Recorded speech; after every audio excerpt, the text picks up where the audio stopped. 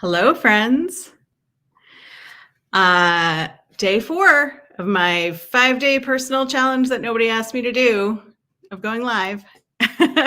So far, so good. I think last night's topic was a little bit of a downer, but we're back to the positive. And tonight we're going to talk about being fine. And fine and the comfy blanket that we live in that is our comfort zone really go hand in hand. So if you missed my live a couple of nights ago where I talked about the comfy blanket that is the known, it really relates to what we're talking about tonight, which is just being fine. Just a note that in order to stream these videos, I use StreamYard. And sometimes if you haven't given permission to StreamYard to use your name, if you make a comment, it'll come through as just like Facebook user or LinkedIn user. So if you want to give permission and you go to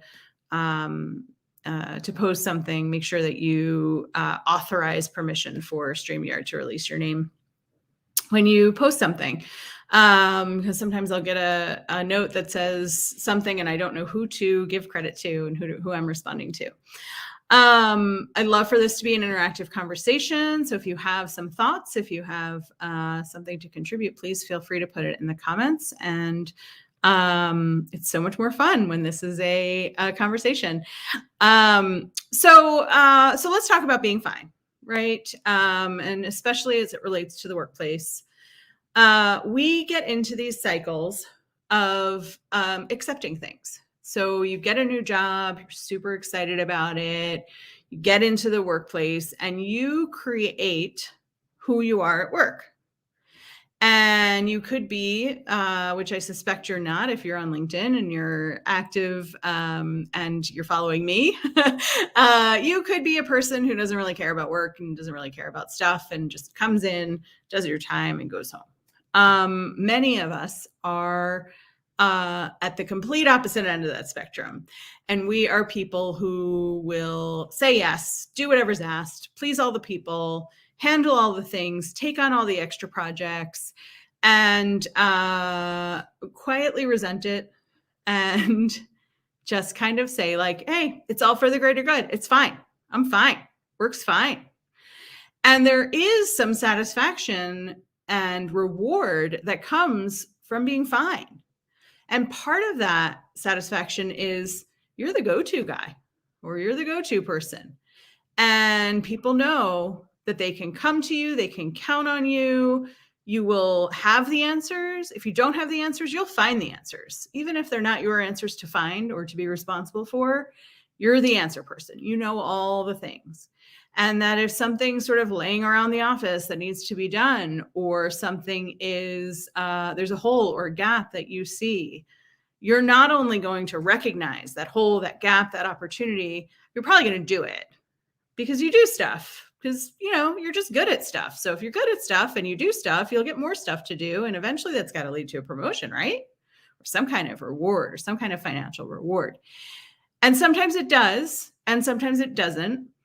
And then you're just that person who does everything. And fine becomes less fine. And you start to resent that you're that person. And so you change jobs. And then you become that person at the new job. And what you learn and you realize is you are that person. The job isn't making you that person. And I experienced that myself. And it's why I hired a coach in the first place. And it's why this group of people, you who are watching this, who are in the midst of it's fine, are my people and are the people that I coach, because it's not fine. And you can do anything for a little while. You can step up, you can work the extra hours, you can take on the role that's not yours, you can take on the project that nobody is owning.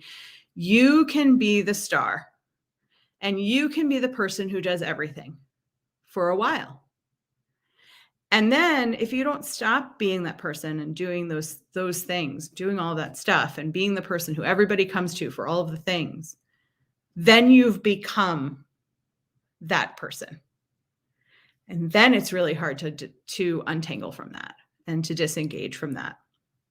And I experienced that myself in a couple of jobs where I was the go-to person. I was the side project person. I was the interim manager, VP of this, of that. Nobody's doing this project. Who's going to do it? And I was the chronic hand raiser. I'll do it. And eventually I created this environment where if you can't figure it out, Lauren will figure it out for you. If nobody is doing a project, Lauren will do it. And it wasn't fine anymore. And it was very challenging to back out of, but it was doable. And where we sit as achievers and as hard workers and as people pleasers, as workaholics, whatever you want to call us, this group of we who do more, step up more, contribute more, is that at some point we want to untangle from it, but we are so deep into it and we're all the way down here and the solution feels like it's all the way over here. And it's very hard for us to see anything but all or nothing because we are achievers. So of course it's all, right? And so we work to do it all. And anytime we try to set a limit, we now feel guilty. We feel like we're letting the team down. We worry that people are going to think less of us. Some people will think less of us. But it's not about getting from start to finish today. It's not about being here at the beginning and getting straight to the end. It's about the first step. And it's really hard when you're an achiever to think about what the first step could be. And so for me, a first step when I was working all the time and doing all of the things was setting myself up for 15 minutes in the morning where I didn't check email, where I didn't start my workday, because I was always a first thing to start. And that was one step. And I talked about that the other night. Another step for me was sitting on my hands, literally sitting on my hands when I heard an opportunity for a project or program or responsibility that came up that I didn't want to volunteer for, that I would have expected myself to volunteer for.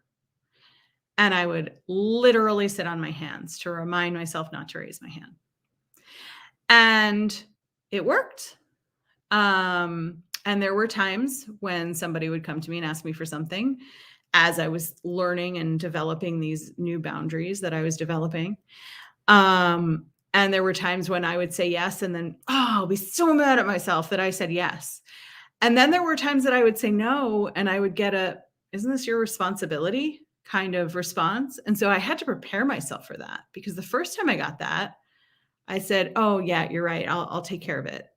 And as I was taking care of the thing, I thought, no, this is not my responsibility. I've made myself the go-to person. And when people ask me for stuff, I'm just going to do it. No big deal. I'll just do it. It'll just add an hour to my day. It'll just have me adjust what I need to do for this week. And then when I got a little bit more comfortable with saying no, and somebody said, well, isn't that your responsibility? I was able to say, it's funny that you asked that. Sometimes I have taken that on, but it's actually not mine. It belongs to this department or this team, or if you go to this person and they don't know how to do it, I'm happy to be a resource for them. But in setting little boundaries, piece by piece, I was able to make real change. And I went from working 80 hours, 100 hours a week to really having a 40 to 50 hour a week job, which then gave me the brain space to think about what was fine and what fine looked like, and what was amazing and what amazing looked like. And then I could finally start thinking about where I wanted to be and who I wanted to be, and not just be in reaction to my day at all times, which is what happens when we're fine. It's fine. I've got work to do. It's fine. I've got to get this done before the end of the day. It's fine. I've got to cancel my plans with my friend so I can get this thing done. It's fine. I can attend this meeting instead of you attending this meeting. It's you take your time. I'll be the person who's there for everything. And when I got the opportunity to really have the headspace to think about what was more than fine, the first thing I did was get really scared because I was like, I don't know what to do with my time. I don't know what's more than fine. Amazing seems like this like really far away galaxy.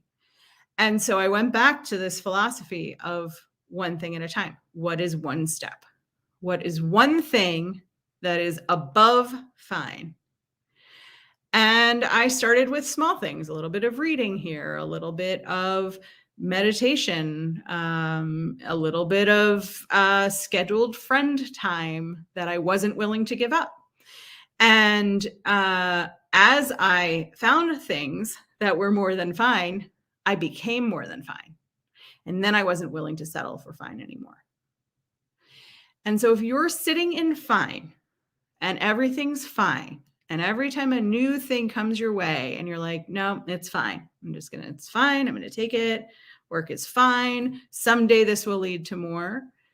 I say to you, stop living in fine. Because you can do fine for a while.